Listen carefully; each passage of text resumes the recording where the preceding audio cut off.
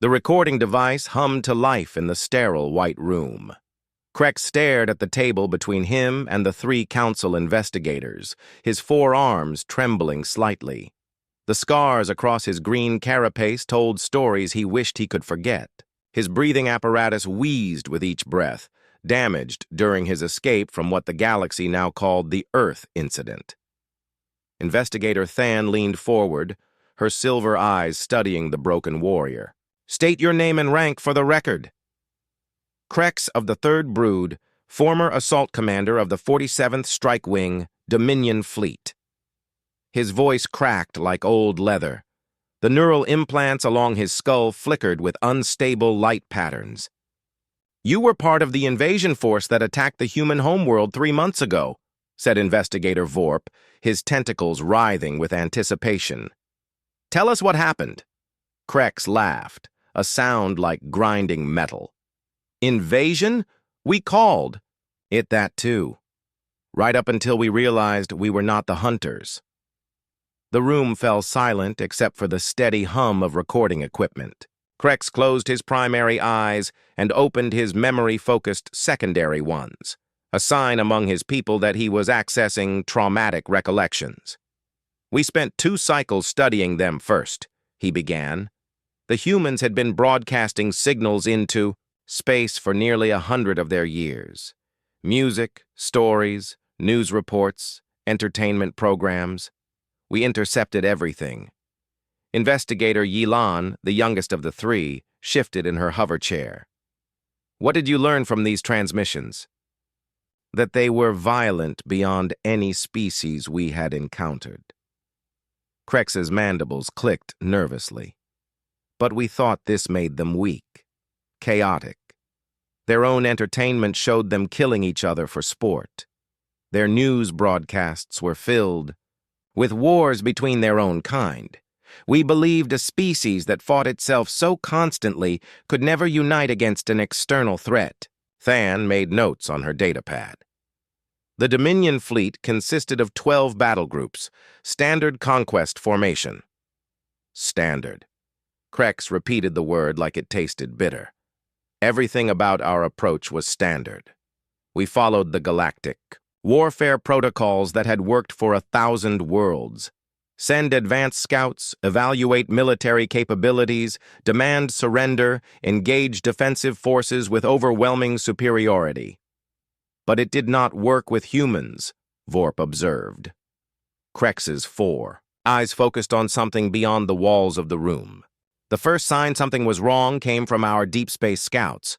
They reported human vessels in areas where no civilized species would place military assets.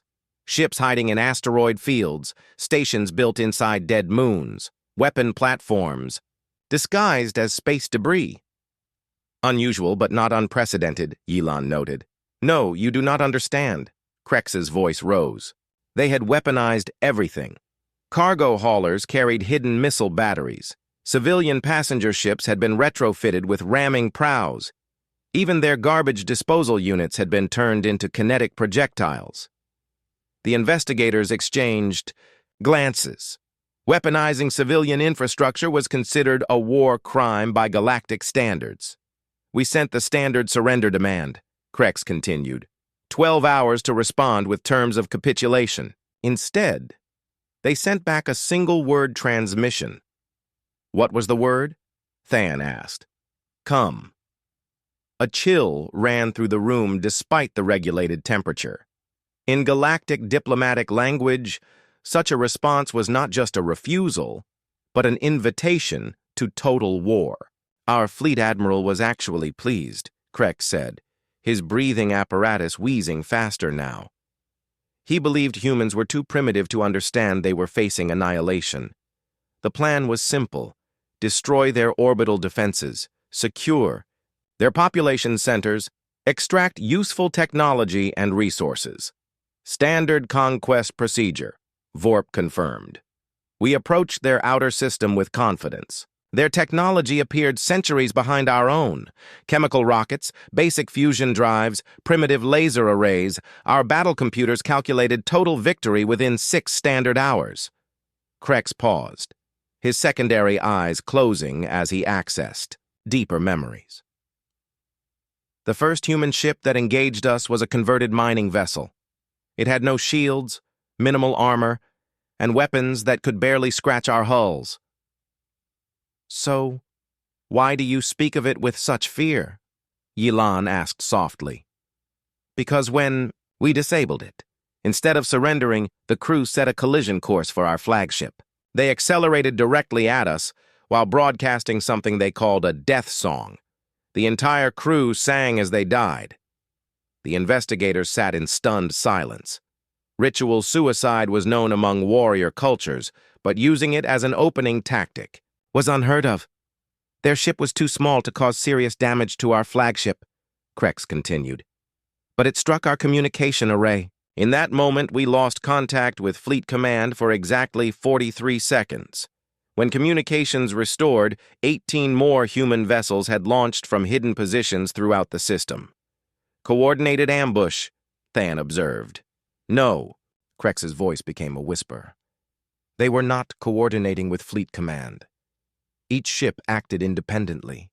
They had been waiting in those positions for days, maybe weeks, without any communication from their leaders. They knew we were coming, and they knew exactly when to strike." "How is that possible?" Vorp demanded. "We learned later that every human ship carried detailed battle plans for dozens of different scenarios.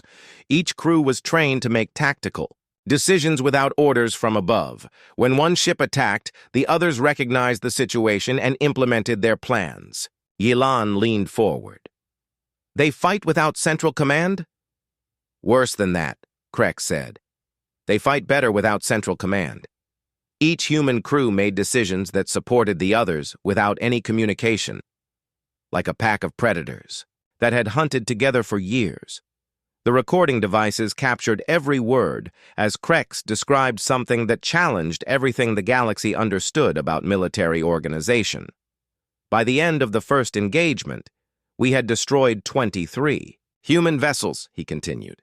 We lost 2 of our own ships and suffered damage to 7 others, against an enemy using inferior technology. "What was your assessment at that point?" Than asked. Krex laughed again, that grinding metal sound. "We thought we had learned their tricks. We prepared countermeasures for ramming attacks, deployed anti-stealth sensors to find hidden ships, and increased our formation spacing to minimize damage from suicide vessels." "Logical adaptations," Vorp agreed. "The humans were already 3 steps ahead of us." Krex's mandibles clicked rapidly now. While we were adapting to their first tactics, they had moved on to their second, third, and fourth contingencies. Every single human vessel we encountered fought differently than the last.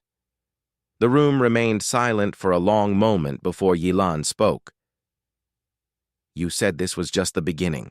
The outer system skirmishes were their greeting," Krex whispered. "What happened next?" He trailed off, his neural implants flickering erratically. "We need to hear everything," Than said gently. Krex looked at each investigator in turn.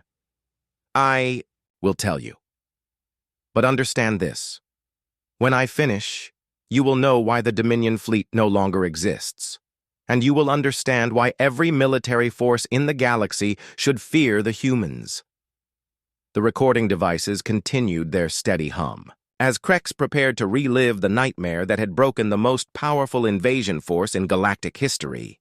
Steam rose from the cup of medicinal brew that Investigator Than had placed before Krex. The former Dominion commander stared at it without drinking, his 4 hands clasped tightly together. The medical monitors attached to his carapace showed elevated stress patterns, but the council needed his testimony.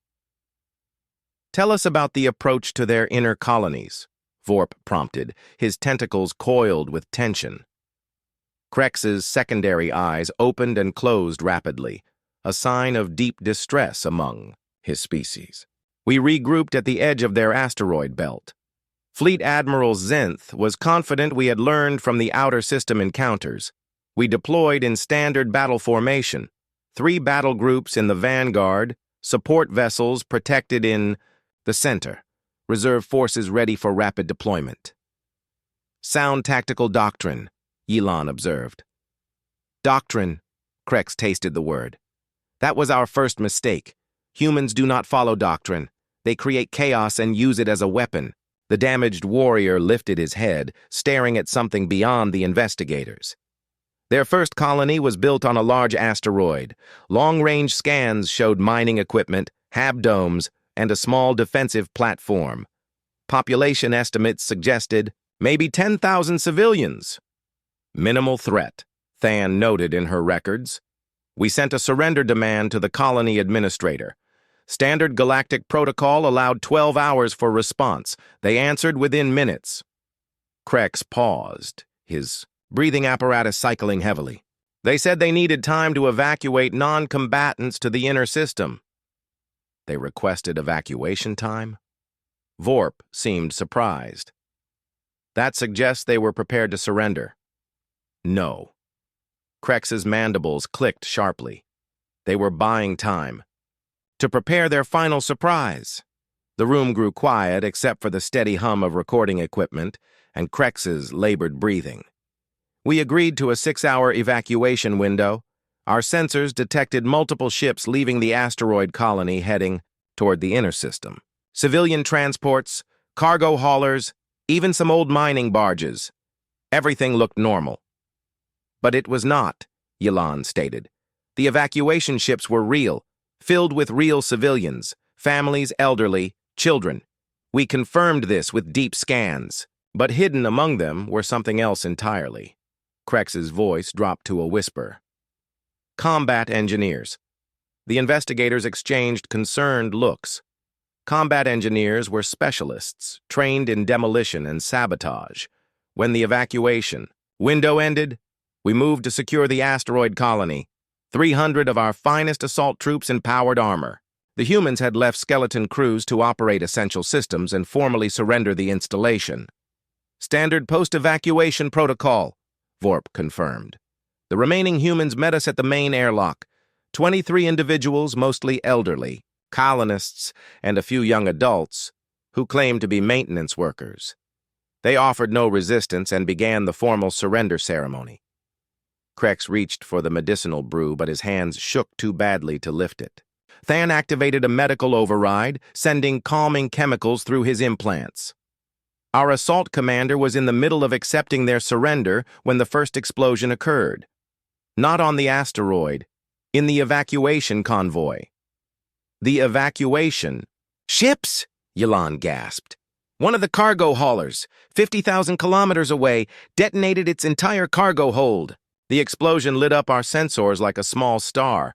We thought it was an accident until the second ship exploded, then the third. The investigators sat in stunned silence as the implications became clear. The humans had turned their own evacuation into a weapon, Krex continued.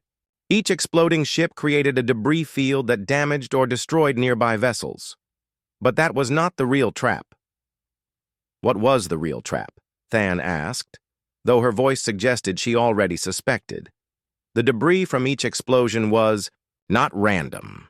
The humans had calculated exact trajectories, explosive timing, and cargo placement to create guided projectile swarms. Thousands of metal fragments moving at incredible velocity, all converging on predetermined coordinates. Where our fleet was positioned, Vorp realized.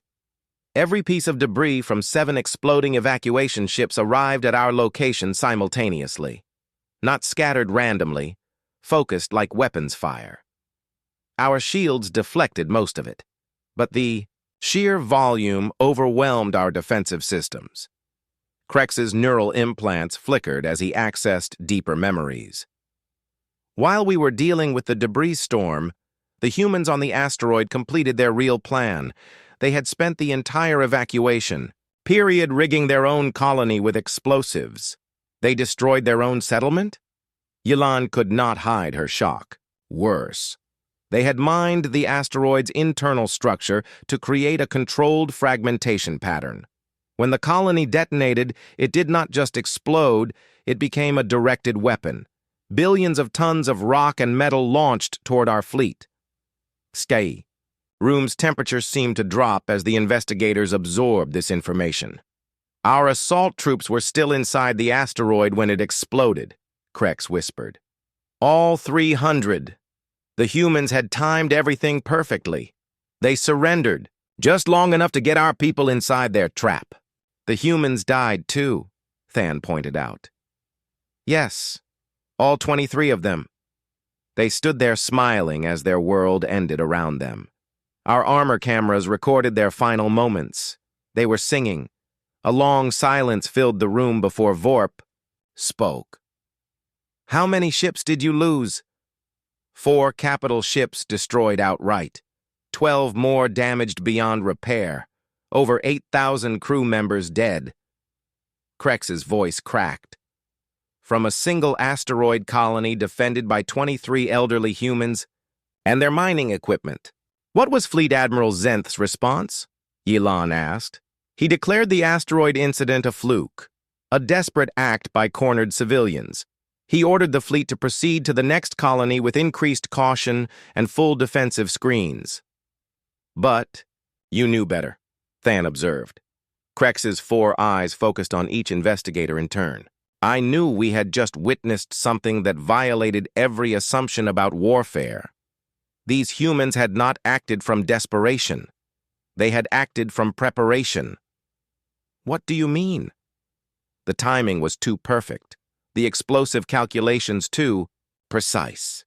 The debris trajectories too accurate. Krex's mandibles clicked rapidly. They had practiced this scenario probably dozens of times. Every human colony we approached had been preparing for our arrival for months, maybe years. The investigators made rapid notes as Krex continued. We reached the second colony 12 hours later. It was built inside a hollowed-out moon with a population of nearly 50,000. This time we demanded immediate surrender with no evacuation period. Logical adjustment, Vorp noted. They surrendered immediately, opened all their airlocks, powered down their defenses, and transmitted complete structural schematics of their installation. They even provided detailed personnel rosters and resource inventories. That sounds more reasonable, Yelan said hopefully. It was a trap. Krex's voice became barely audible. The most sophisticated trap any military force had ever encountered. While we were congratulating ourselves on learning from the previous engagement, the humans were already implementing their next strategy. What happened? Everything they told us was completely accurate. The schematics were perfect. The personnel rosters were correct. The resource inventories were exact. Krex paused.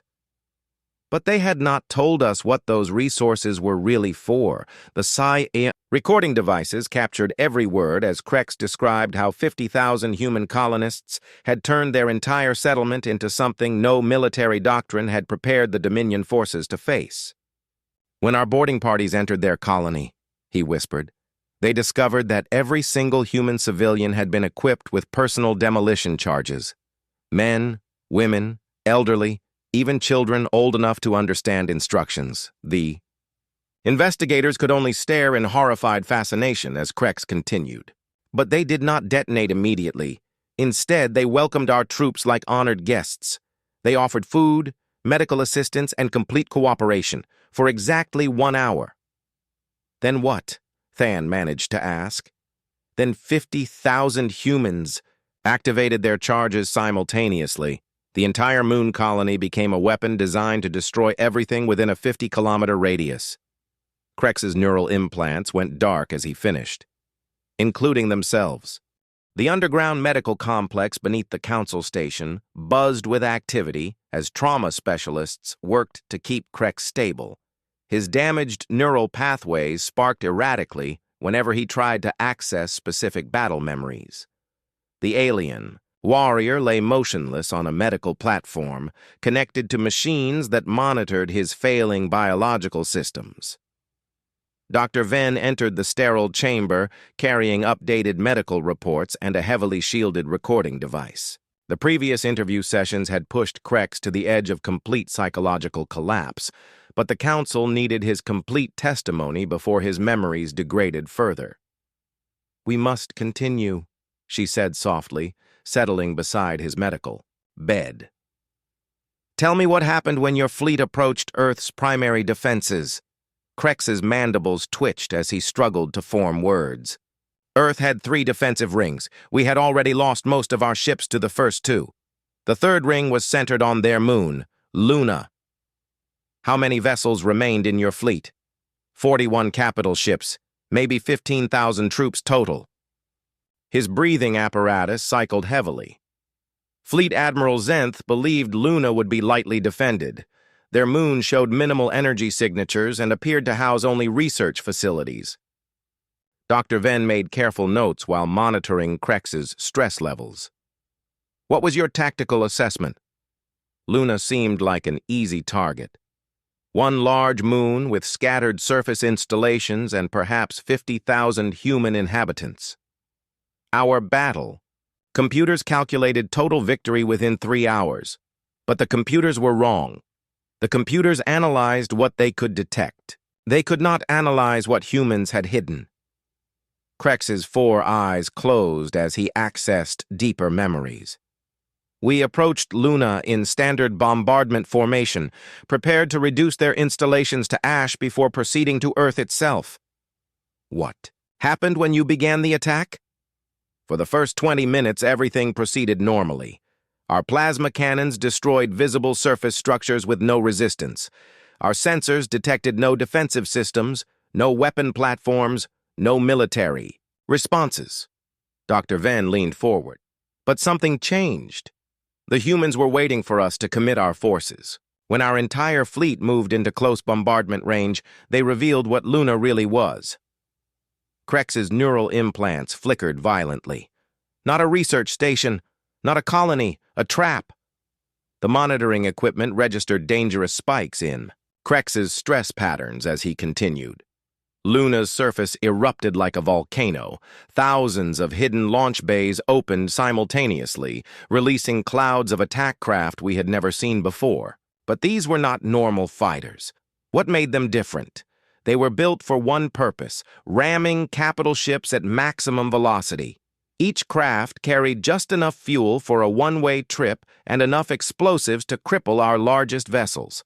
Dr. Venn felt a chill despite the chamber's regulated temperature. Suicide attacks. No, murder attacks. Krex's correction was sharp. Suicide implies desperation. These humans had planned and practiced coordinated mass destruction as their primary battle strategy. How many attack craft? Thousands. Wave. After wave launching from concealed positions across Luna's entire surface. Our defensive systems were designed to stop missiles and torpedoes, not thinking projectiles that could adapt their approach in real time. The recording device captured every word as Krex described something that violated galactic understanding of acceptable warfare. Each human pilot flew like death itself. They ignored our defensive fire, accepted catastrophic damage to their craft, and continued attacking even when their ships were breaking apart around them. What was their targeting strategy? Maximum psychological impact. They did not target our hulls or engines where damage could be repaired. They targeted our command centers, our communication arrays, our medical facilities. Dr. Venn paused her note-taking. They deliberately attacked medical facilities?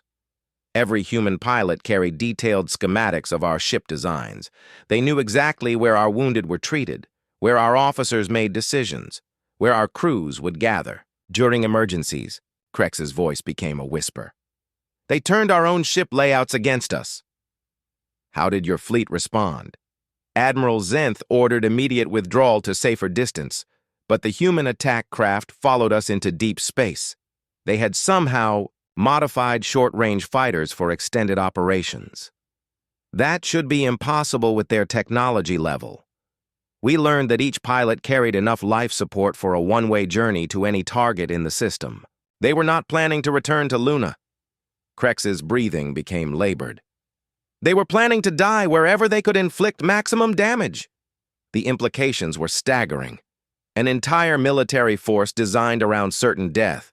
But the attack craft were only the beginning, Krex continued. While we were fighting the first wave, Luna's surface installations began transforming. Transforming how?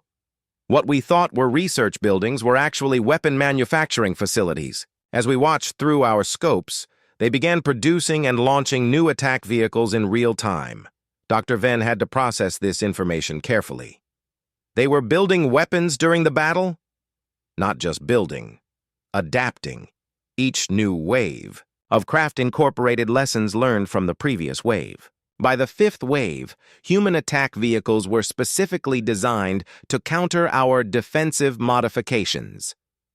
They were evolving their tactics faster than you could adapt, faster than we could think. While our tactical computers spent minutes analyzing each attack pattern, the humans had already moved on to the next strategy. Krex's mandibles clicked rapidly.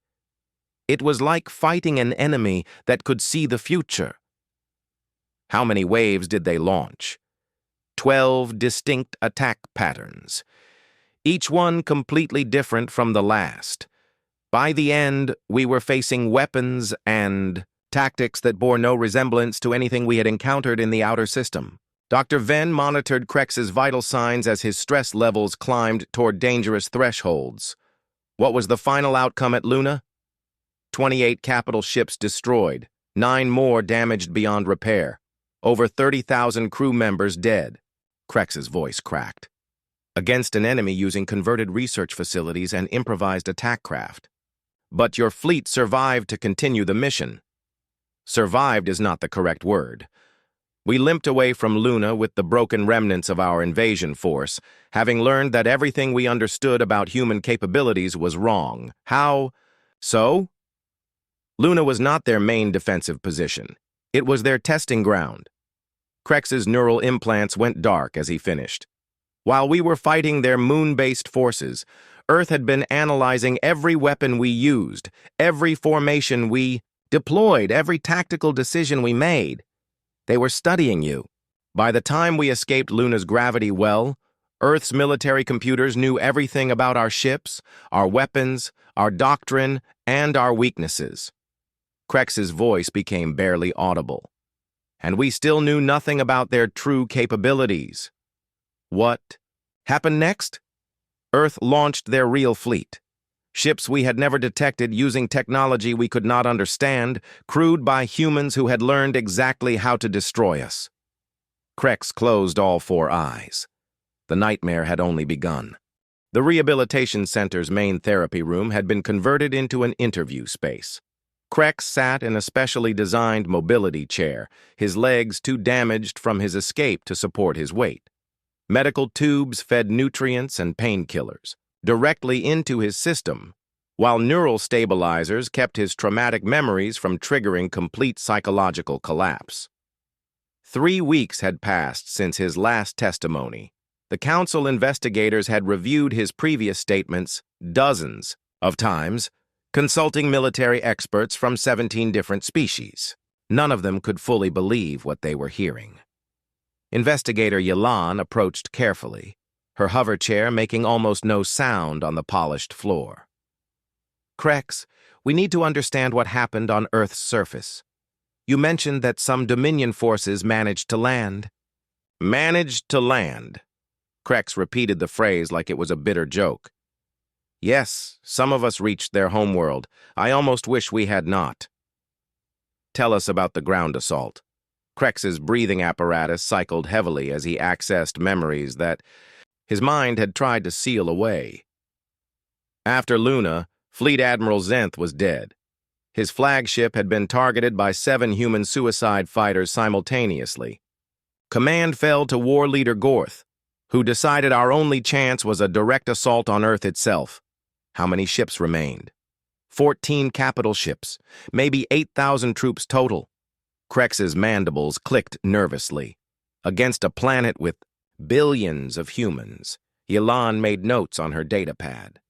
Those odds seem impossible. Gorth believed we could force a surrender by capturing their major population centers. Take hostages, destroy critical infrastructure, break their will to resist.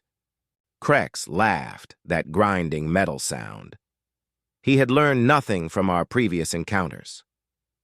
What was the landing plan? 3 assault groups. My unit was assigned to secure what their maps called New York, one of their largest coastal cities. 15 million humans in a concentrated area, surrounded by harbors and rivers that would limit their ability to deploy heavy weapons. Sound tactical thinking, Yilan observed. On any other world, yes. But this was Earth. Krex's neural implants flickered as he delved deeper into traumatic memories. We began our descent in standard drop pods, expecting to face primitive ground-based air defenses. But their defenses were not primitive. Their defenses were not where we expected them to be. Krex's voice became distant. As our pods broke, through their atmosphere, we discovered that every human settlement had been designed as a fortress, not just military bases, everything. The recording equipment captured every word as Krex described something that violated all galactic understanding of civilian infrastructure. Their cities were not built for beauty or efficiency. They were built to channel attacking forces into killing zones. Every street, every building, every park had been designed to funnel enemies into predetermined areas where defensive weapons could destroy them. The entire city was a weapons system, Yilan realized. Worse than that, the city was inhabited by warriors. Krex's breathing apparatus wheezed. When our pods landed, we expected to face their military forces in open battle. Instead, we found ourselves fighting an entire population. Civilian resistance? No. Krex's correction was sharp. Military resistance by people who happened to live in the area. Every human in that city had been trained for combat. Every single one. The implications sent chills through the monitoring station where other investigators observed the interview. Children as young as 10 years old operated anti-vehicle weapons with deadly precision. Elderly humans who could barely walk set traps that killed our most experienced soldiers. Families worked together like trained military units. How is that possible? Yilan asked. Humans do not separate military and civilian populations the way other species do. Every human is a potential soldier. Every human settlement is a potential battlefield. Krex paused. They had been preparing for invasion their entire lives. What kind of preparation? Everything in their city had multiple purposes. School. Buildings were designed to serve as weapons factories.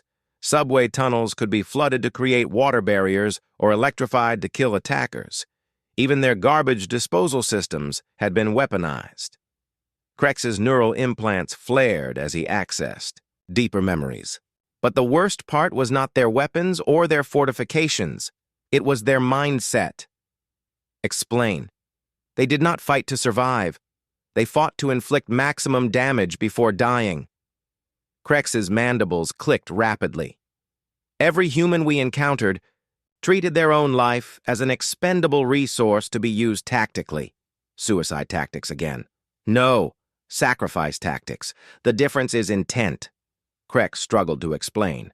Suicide tactics are desperate. Sacrifice tactics are calculated. These humans had studied our armor, our weapons, our tactics, and developed specific methods to counter each one. The room grew quiet, except for medical equipment and Krex's labored breathing. A human family would invite my soldiers into their home, offer them food and medical supplies, and then detonate explosives hidden in the walls, not out of desperation, as part of a planned strategy to eliminate specific numbers of enemy troops. They killed their own families to kill your soldiers, Yilan said, her voice barely audible.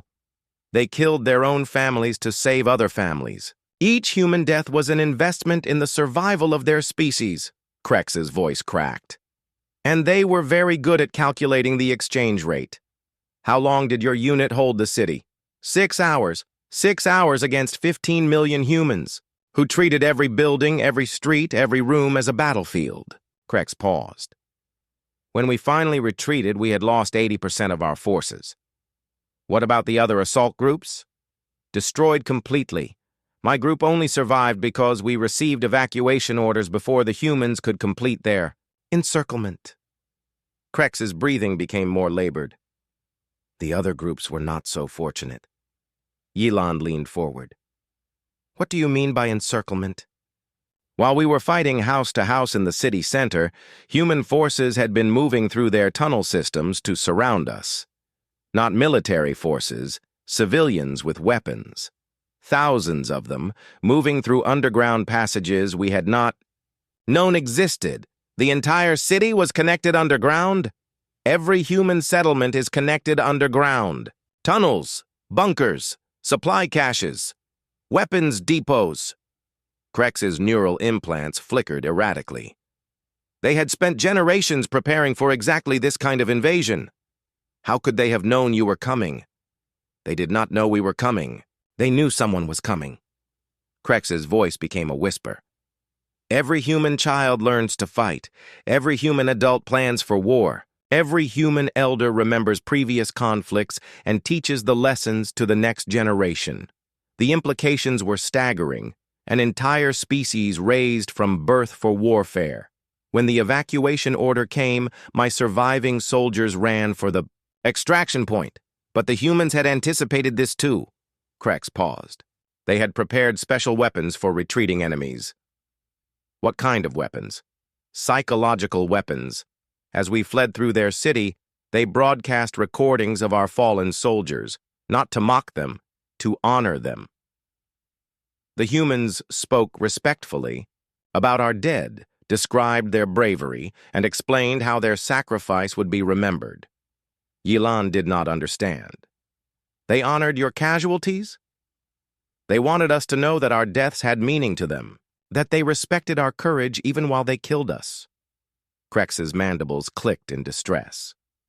It was more terrifying than any threat they could have made. Why? Because it meant they understood us better than we understood them. They knew how to break our spirits even while they broke our bodies. Krex's voice became barely audible. As we retreated, they offered medical aid to our wounded. They helped our injured soldiers reach the extraction point. They helped you escape. They helped us survive so we could carry their message to the rest of the galaxy. Krex closed all four eyes. They wanted witnesses to what happened on Earth. They wanted other species to know what humans were capable of when threatened. The recording device continued its steady hum as Krex prepared to describe the final horror that had shattered the Dominion invasion force and sent him fleeing into space with a broken mind and a warning the galaxy might not be ready to hear. The Council's highest security briefing chamber had been sealed for 3 days. Emergency protocols were in effect across all member worlds as the implications of Krex's testimony rippled through galactic leadership.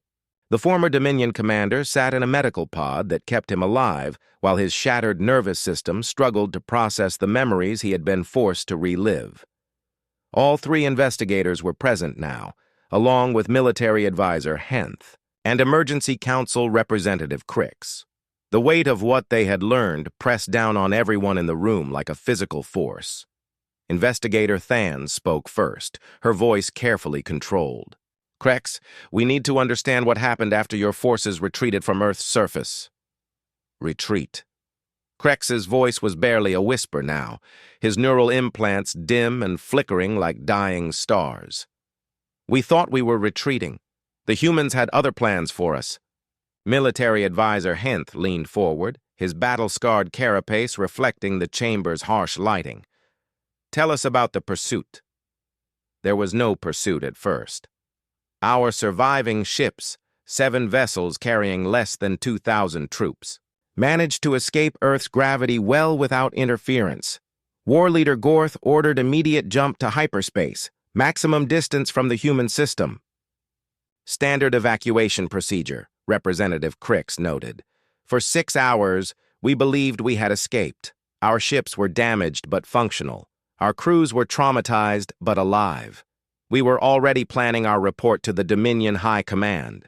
Krex's breathing apparatus cycled heavily. Then our long-range sensors detected multiple contacts following our hyperspace trail. Human ships? Than asked. Ships unlike anything we had encountered before. Sleek. Fast. and completely silent until they chose to reveal themselves. Krex's 4 eyes focused on something beyond the chamber walls. They had been following us since we left Earth space, somehow masking their signatures from our sensors. How many ships? 12. But these were not converted mining vessels or improvised fighters. These were purpose-built warships designed for deep space operations. Krex paused. We learned later that while we had been fighting their defensive forces, Earth had been preparing their offensive fleet.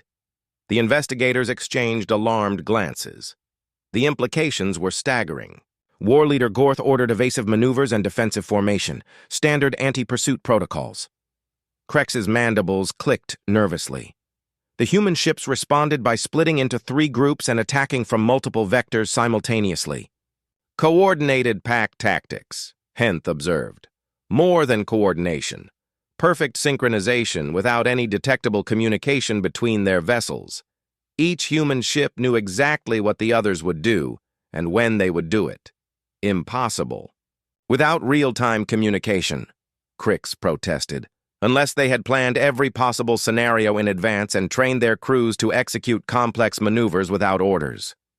Krex's voice became distant, which is exactly what they had done. The chamber fell silent except for life support systems and Krex's labored breathing.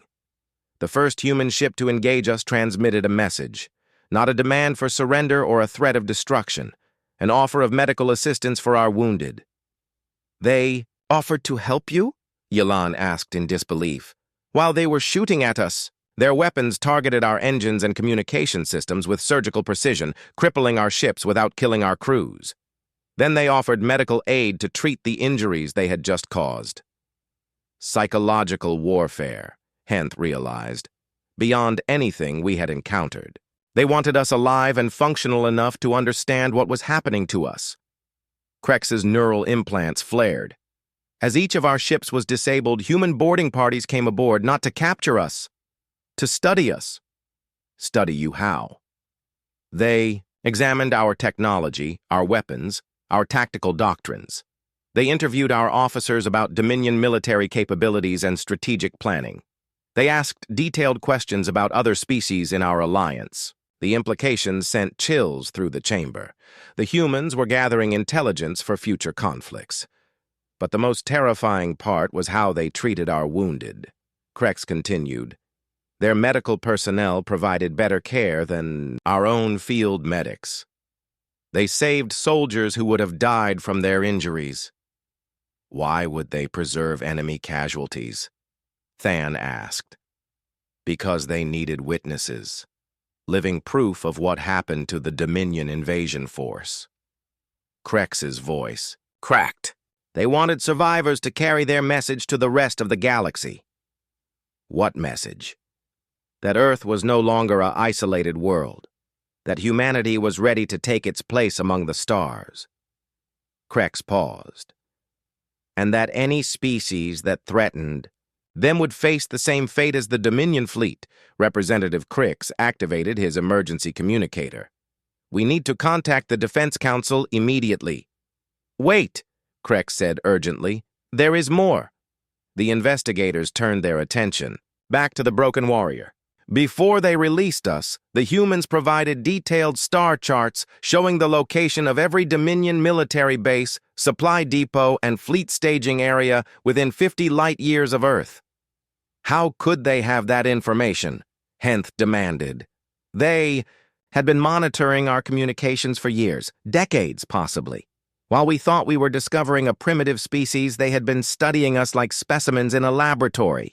The full scope of human preparation became clear. This had not been a defensive action. It had been a carefully orchestrated intelligence-gathering operation. They gave us one functional ship and enough supplies to reach the nearest council station. As we departed, they transmitted a final message. What did they say? Than asked. Thank you for the visit.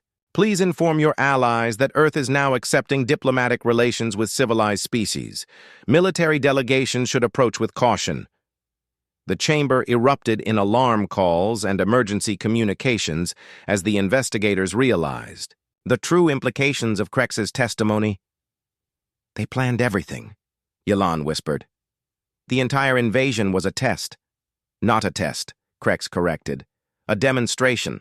They wanted the galaxy to know what humans were capable of when threatened. But why? Than asked.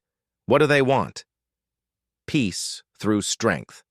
They studied our history, our conflicts, our methods of expansion.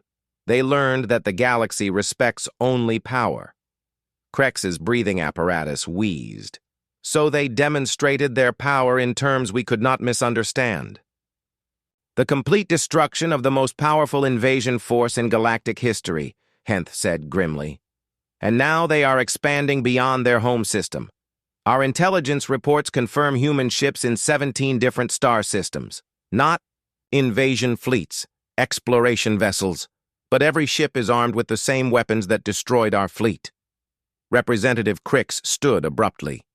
This briefing is now classified at the highest levels. We need to convene an emergency session of the full council. As the investigators prepared to leave, Krex called out one final warning. Tell the council this. The humans did not just defeat the Dominion fleet. They studied us, learned from us, and improved their capabilities based on what they observed. His voice became barely audible. By attacking them, we made them stronger. What do you mean? Than asked. Every tactic we used, every weapon we deployed, every strategy we attempted, they analyzed it all and developed countermeasures. Then, they incorporated our technology into their own systems. Krex's neural implants went dark. We did not just lose a war. We gave them the knowledge they needed to win the next one. The recording device captured his final words as medical personnel moved to sedate him. The humans are no longer trapped on their world. They are free among the stars. And we taught them everything they needed to know about how the galaxy wages war. As the investigators left the chamber with their recordings, emergency klaxons began sounding throughout the council station. Long-range sensors had detected multiple contacts approaching at high speed. The ships were broadcasting human diplomatic codes and requesting permission to dock. Earth's first official embassy was about to arrive.